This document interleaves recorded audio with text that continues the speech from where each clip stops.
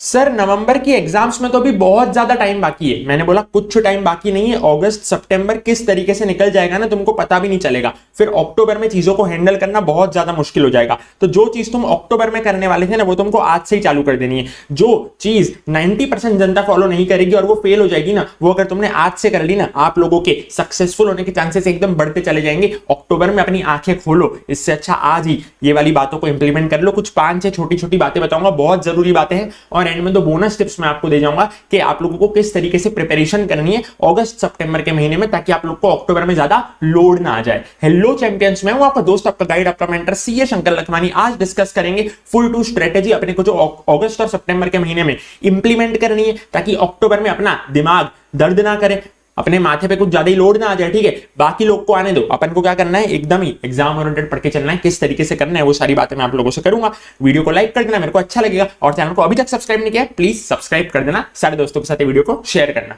ठीक है, आओ शुरू करते हैं। सबसे पहली बात जो कि मेरे को आप लोगों से करनी है ना, 5-6 बातें करूंगा, एंड में 1-2 बोनस टिप दे जाऊंगा। ठीक है, सबसे पहली बात मेरे को आप लोगों से जो करनी है कि वो है आपको अपना मटेरियल है ना 1.5 डेज के हिसाब से आज से ही कंसाइज करना शुरू कर दो। आपको सोचना है कि क्या ये चीज मैं 1.5 दिन में कर पाऊंगा या नहीं कर पाऊंगा। अगर आप नहीं कर पाओगे, आज से ही उसको एलिमिनेट कर दो अपने स्टडी मटेरियल से। आज से इसको कंसाइज करना चालू करो। अगर कोई फैकल्टी आपको चार्ट्स बना के दे रहा है, नोट्स बना के दे रहा है, बहुत अच्छी बात है, नहीं तो खुद से करो। लेकिन आज से ही 1.5 डेज का क्या करो, प्लानिंग चालू करो। अभी ये बात लोगों को कब समझ में आएगी ना, अक्टूबर के महीने में पता चलेगी। लेकिन अक्टूबर में ये चीज को हैंडल करना मुश्किल हो जाएगा, तब आप लोगों के पास टाइम नहीं होगा। तो प्लीज आज से ही आप लोग को क्या करना है ना, अपनी आंखें खोल देनी है। क्योंकि मैं आपको बताता हूं, मैंने भी क्या गलती करी थी। मैंने भी यही गलती करी थी कि मेरे को लग रहा था कि चलो सर हो जाएगा, एंड में हो जाएगा। क्योंकि देखो, अभी मैं कोई सब्जेक्ट पढ़ने बैठा हूं फॉर एग्जांपल, तो अभी मैं उसको 5-6 दिन दे दूंगा, कोई टेंशन नहीं है। अभी मैं उसको 10-12 दिन दे दूंगा, मैं बोल रहा हूं अभी मैं उसको 15-16 दिन दे दूंगा, मतलब दे दूंगा ना, तो भी कोई टेंशन नहीं है सच। लेकिन एक्चुअली में तो मेरे को कितना दिन मिलेगा, एक्चुअली में मेरे को 1.5 डेज ही मिलेगा।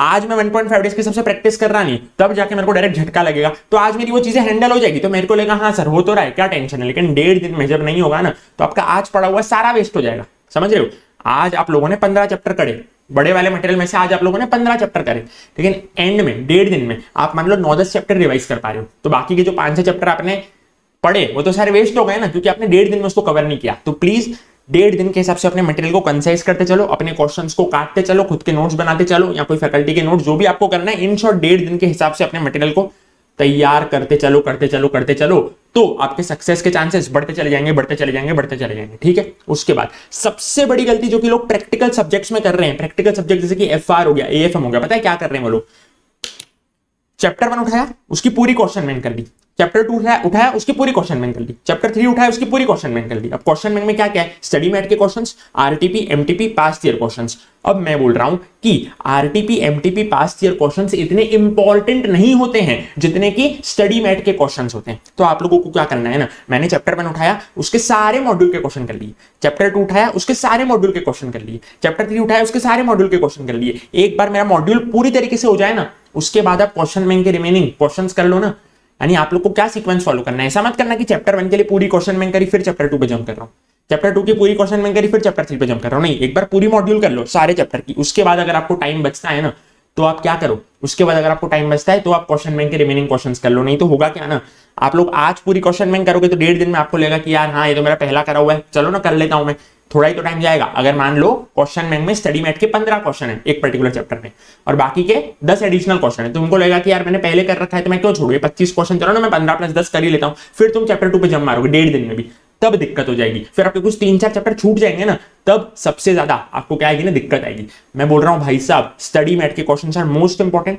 ठीक है, उसके बाद इंपॉर्टेंट कौन से होते हैं, उसके बाद इंपॉर्टेंट होते हैं अपने एमटीपी के क्वेश्चंस। ठीक है, उसके बाद नहीं, एमटीपी के नहीं, पहले स्टडी मैट के क्वेश्चंस होते हैं, फिर आरटीपी के क्वेश्चंस इंपॉर्टेंट होते हैं, फिर एमटीपी के क्वेश्चंस इंपॉर्टेंट होते हैं, और फिर पास्ट ईयर पेपर्स के क्वेश्चन इंपॉर्टेंट होते हैं। तो ये अपने को सीक्वेंस में फॉलो करके चलना है। तो मैंने वही बोला, करेक्ट अप्रोच क्या है कि मॉड्यूल क्वेश्चंस कर लो ऑल चैप्टर्स की, उसके बाद रिमेनिंग क्वेश्चंस कर लेना क्वेश्चन बैंक के। ठीक है, ऐसा मत करना कि पहले मैं सारे क्वेश्चन बैंक मतलब एक चैप्टर उठाया मैंने उसके सारे क्वेश्चन बैंक के क्वेश्चन कर लिए, फिर चैप्टर 2 उठाए सारे क्वेश्चन बैंक के कर ली। नहीं, 1.5 दिन में दिक्कत आ जाएगी। 1.5 दिन के हिसाब से आपको पढ़ना है, एग्जाम ओरिएंटेड आपको पढ़ता हुआ चलना है। उसके बाद जो होता जा रहा है ना उस पर भी आपने फोकस करते चलना है। ऐसा नहीं कि बस मैं नए के बारे में ही सोच रहा हूं। मैंने बोला देखो, रैंकर्स लोग ऐसा बोल रहे हैं कि 70% सिलेबस को बार बार करोगे ना, तो आप लोग सीए एग्जाम्स को क्रैक कर जाओगे, रादर देन 100% सिलेबस को आप एक बार कर रहे हो, ठीक है। 70% सिलेबस को अगर आप बार बार कर रहे हो, मैं बोल रहा हूं अगर आपके 15 चैप्टर है, आप 11 चैप्टर को भी एकदम अच्छी तरीके से कर रहे हो, एकदम मतलब उसका कोई भी कोना नहीं छोड़ रहे हो ना, आप आसानी से एग्जामिशन स्कोर कर पाओगे। तो ऐसा मत सोचना कि मेरा ये वाला नया बाकी, वो वाला नया बाकी, ऐसा ना हो कि नए नए नए के चक्कर में आप पुराने से अपना,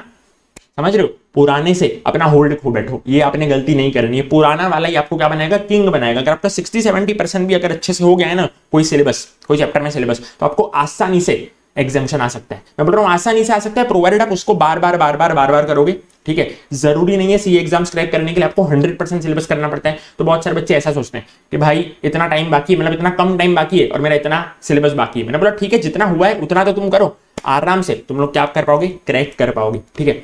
70-80% सिलेबस, 70-80 भी नहीं, मैं बोल रहा हूँ 70% सिलेबस मान के चलो, 65-70% सिलेबस भी आपको एग्जामिशन दिला सकता है। पास तो आप आराम से हो जाओगे, ठीक है, क्योंकि पेपर कितने का आता है, 118 मार्क का। आपको अटेम्प्ट कितना करना है, 100 मार्क का। एग्जामिशन के लिए कितना चाहिए, 60, और पास होने के लिए 40, जिसमें से एमसीक्यू आ जाते 30 के।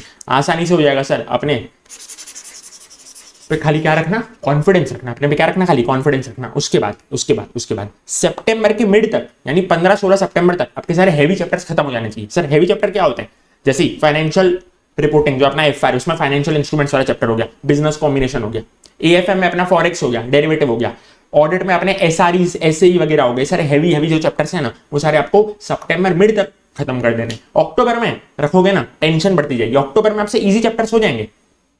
एफआर में जो छोटे मोटे इंडेस है, इन्वेंट्री वाला इंडेस, एग्रीकल्चर वाला इंडेस हो जाएगा। एएफएम में जो छोटे मोटे चैप्टर है, पोर्टफोलियो, उसको मैं इतना हैवी नहीं मानता हूं। क्यों? क्योंकि उसमें खाली फॉर्मूला रट्टा मानना होता है। ऐसे सारे चैप्टर हो जाएंगे, लेकिन फॉरेक्स जैसे चैप्टर फिर नहीं हो पाएंगे। अपने ऑडिट में ऐसे 200 की सीरीज, 300 की सीरीज बाद में हो जाएगी, लेकिन ऐसे ही एसआरई नहीं हो पाएगा। उसको अभी निपटाते चलना, ठीक है। हाँ, उसके बाद don't waste your time on a particular concept और क्वेश्चन।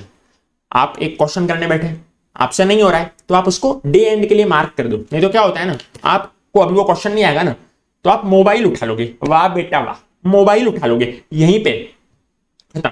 आप मोबाइल उठाओगे, इंस्टा पे रील्स देखोगे, यूट्यूब पे शॉर्ट्स देखोगे, टाइम पास गिरी की वीडियो देखोगे, समझ रहे हो।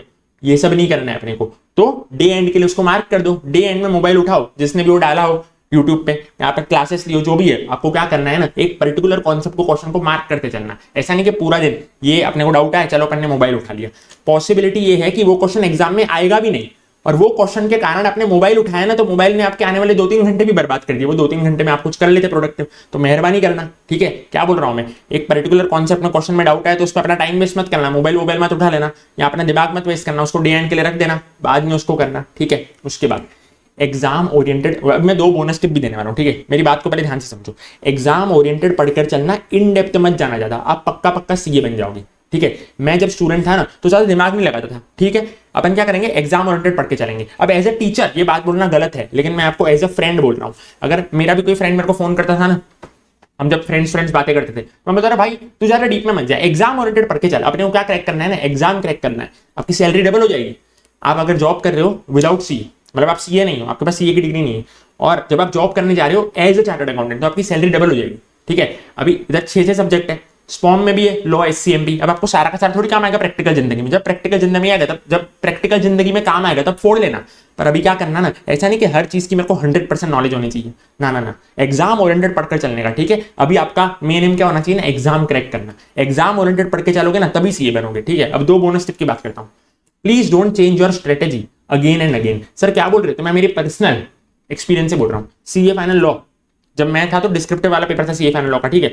तो पहले मैंने सोचा चलो मैं मॉड्यूल में से पढ़ता हूँ। फिर मेरे को मेरे फ्रेंड ने बोला तू एक काम कर, ए फैकल्टी की बुक उठा ले। दूसरे फ्रेंड ने बोला तू बी फैकल्टी की यूट्यूब वीडियो देख ले, सच्ची कहानी है, सच्ची कहानी है। फिर एक तीसरे फ्रेंड ने बोला तू सी फैकल्टी की बुक उठा ले। चौथे फ्रेंड ने मेरे को बोला डी फैकल्टी की यूट्यूब वीडियो देख ले। अपन जाते हैं ना जीएमसीएस करने, उधर बहुत सारी अपने को राय मिलती है अलग अलग, ठीक है।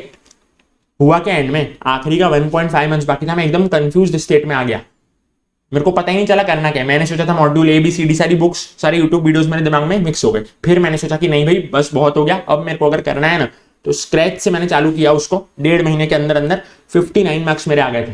एक फैकल्टी की बुक उठाई मैंने, एक फैकल्टी की, और उसी के यूट्यूब वीडियोस देखे। मैंने सोच लिया बस अब इस पे 100% ट्रस्ट करेंगे, किसी से अपन कंपेयर नहीं करेंगे। तो बहुत ज्यादा से सोचा मत करो कि भाई मैं ये करूं, मैं वो करूं, मेरे पास इस फैकल्टी की, भाई उसके फैकल्टी की, भाई किसी का भी उठाओ, उसने कुछ ना कुछ सोच समझ के डाला होगा, और उसने अपने बुक में इतना तो कंटेंट रखा ही होगा कि आप पास हो जाओ।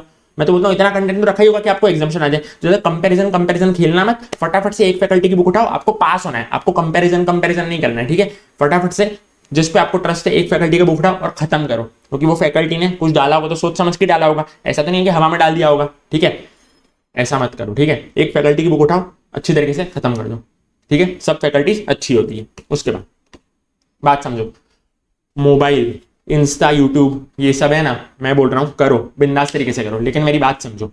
आप पढ़ाई कर रहे हो, ठीक है, आपको पढ़ाई करते करते इच्छा हो रही है, आपके आगे फोन रखा हुआ है कि भाई इंस्टा मेरे को करना है, यूट्यूब में करना है, वो गलत है। तो आप क्या करो ना, इंस्टा यूट्यूब का टाइम फिक्स कर लो कि ठीक है मेरे को इतने बजे करना है, इतने बजे करना है, बाकी टाइम आपको पढ़ाई करनी है। पढ़ाई करते वक्त मोबाइल आसपास नहीं होना चाहिए, ठीक है। अगर कोई डाउट है तो उसको मार्क करते चले और टाइम फिक्स कर दिया कि मैं इतने बजे से इतने बजे तक की रिवीजन वीडियो देखूंगा, मैं इतने बजे से इतने बजे तक की क्लास देखूंगा, ठीक है। इसलिए मैं आपको क्या इंसिस्ट करता हूँ ना कि आप जो भी करो ना उसका मतलब आप ऐसा मत सोचो कि यार चलो मेरे को नहीं इच्छा हो रही है तो चलो अभी मैं क्या कर लेता हूँ, मैं रिवीजन वीडियो देख लेता हूँ। मैंने बोला ना, रिवीजन वीडियो का एक टाइम फिक्स करो, अपने आसपास मोबाइल को रखो ही नहीं। जब सेल्फ स्टडी करो ना तो आपके आसपास मोबाइल होना ही नहीं चाहिए।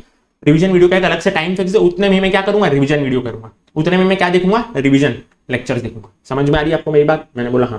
वीडियो को लाइक कर देना, शेयर कर देना और बस पढ़ते रहो, जी जान से पूरी मेहनत करो, हो जाएगा आपका पक्का सीए नवंबर 2024 में। मिलते हैं नेक्स्ट वीडियो में। Till then keep studying and keep learning. All the very best.